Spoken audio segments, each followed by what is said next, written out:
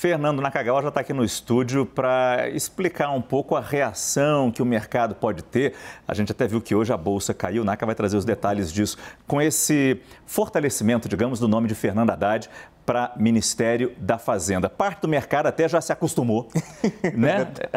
Ele não tem mais jeito. Sim. Mas tem uma parte do mercado que ainda faz uma resistência, né, Sim, Naka? Márcio, você tem total razão, porque de fato uma parte do mercado já entendeu os sinais políticos lá vindos de Brasília, que são muito fortes, e indicam essa possibilidade que parece crescente. Muito boa noite a você, Márcio. Boa noite.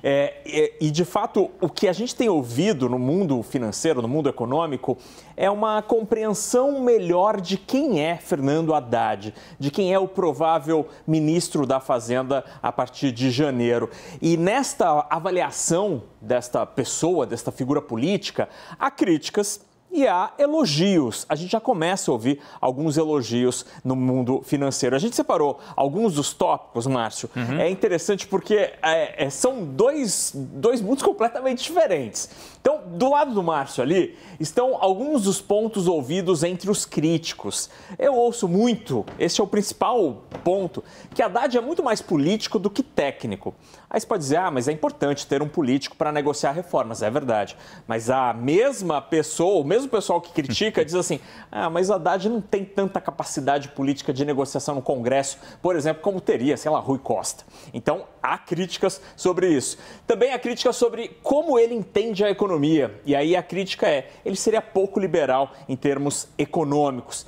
E também tem gente que aí fala mais do comportamento dele, uma coisa mais pessoal, de que ele seria pouco aberto a novas opiniões, ou seja, ele é muito firme nas percepções que ele tem sobre os assuntos. Mas desse lado são as percepções, Márcio, positivas de Fernando Haddad. E muita gente tem elogiado, inclusive quem não gosta muito dele, assim, em termos políticos, que criticava a possibilidade, muita gente tem torcido ali, mudado o discurso e dito, olha, realmente ele tem afirmado com muita assertividade a prioridade à reforma tributária, isso é bom, isso é importante. Ele também tem demonstrado muito estar aberto às parcerias público-privadas. Na Prefeitura de São Paulo, ele assinou vários contratos desse tipo, em áreas sensíveis como saúde e educação, e também uma liderança jovem e aberto a temas mais modernos, como, por exemplo, os temas ambientais. O fato, Márcio, que eu acho que é importante ser dito num momento como esse, que Haddad tem se esforçado, ele tem se esforçado em tentar construir pontes com estes nomes da economia que, caso ele seja confirmado amanhã às 10h15 da manhã, passarão a ter interlocução permanente ou muito frequente com ele. Há um esforço de fato de Fernando Haddad em construir essas pontes. Muito interessante. Fernando Nakagawa nos traz então a visão do mercado econômico. Como o mercado econômico vê a possibilidade de termos Fernando Haddad, ex-ministro da Educação, ex-prefeito de São Paulo, como o futuro ministro da Fazenda. E o Pita agora vai nos mostrar qual é o peso político disso, qual é a percepção da política com a possibilidade de Haddad na Fazenda. Tem uma preocupação nítida, Márcio, de que, dando certo a economia, ou seja, se o governo de Lula conseguir bons resultados na área econômica, Fernando Haddad ganha força política. E vale lembrar que Fernando Haddad foi sempre um fiel escudeiro de Lula. Em 2018, assumiu o papel de uma candidatura presidencial bastante difícil e acabou sendo derrotado por Jair Bolsonaro, naquele contexto em que Lula havia sido preso depois da Operação Lava Jato. E das pessoas desta campanha de 2022, chegou ali próximo, teve um bom resultado político no estado de São Paulo, mas um estado que era sabido, a gente cansou de falar aqui, que seria muito inédito, seria uma grande vitória caso conseguisse se eleger governador de São Paulo, e não conseguiu porque o estado de São Paulo tem uma resistência mais forte ao PT no comando do governo estadual, principalmente do ponto de vista do interior de São Paulo.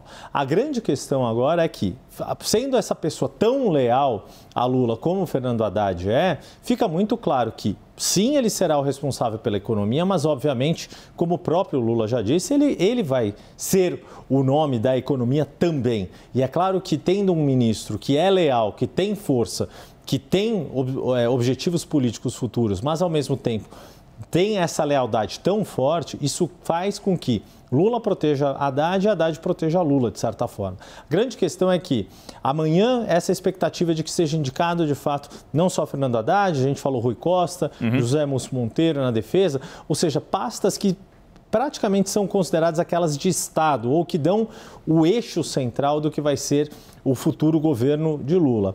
O grande ponto é que consegue isso, a Daniela Lima mencionou mais cedo no 360. Fernando Haddad, daqui do PT de São Paulo, mas todos os outros nomes que estão sendo indicados para amanhã de fora de São Paulo.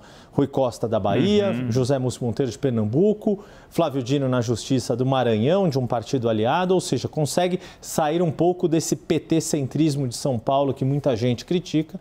E vale lembrar, Márcio, o Naka mencionou a gestão de Fernando Haddad aqui na Prefeitura de São Paulo e ele também foi chefe de gabinete da Secretaria de Finanças lá na gestão Marta, 20 anos atrás, justificando um pouquinho aqui da Barba Branca. Ou seja, tem alguma trajetória também nessa área de orçamento, de finanças, de uma gestão, de um executivo, no caso, cidade de São Paulo, terceiro maior orçamento público do país, além de ter sido prefeito. E na sua gestão, comparando a sua gestão de 2013 e 2016 com a gestão Marta 2000 e 2004, conseguiu absorver muito principalmente dessa interação com o setor privado, que setores do PT eram bem mais resistentes 20 anos atrás. É isso. O Yuri faz um embrulho perfeito dessa análise da possibilidade dos primeiros ministros do governo Lula serem escolhidos, anunciados amanhã. Amanhã, a partir das 10 horas e 45 minutos, pelo menos essa é a hora marcada para uma entrevista coletiva que Lula... Um pouquinho antes, eles anteciparam depois para 10h15. 10h15? Ganhar meia hora, né? Para não correr risco de encavalar com o jogo. Vai começar às 11h30. Tem que acabar antes do meio-dia, né? Isso que é mais importante, né? Então, 10h15 da manhã, Lula convocou essa entrevista coletiva e, quem sabe, nessa entrevista vão sair os primeiros nomes do terceiro mandato de Luiz Inácio Lula da Silva na esplanada dos ministérios. Obrigado por enquanto, Yuri. Até já.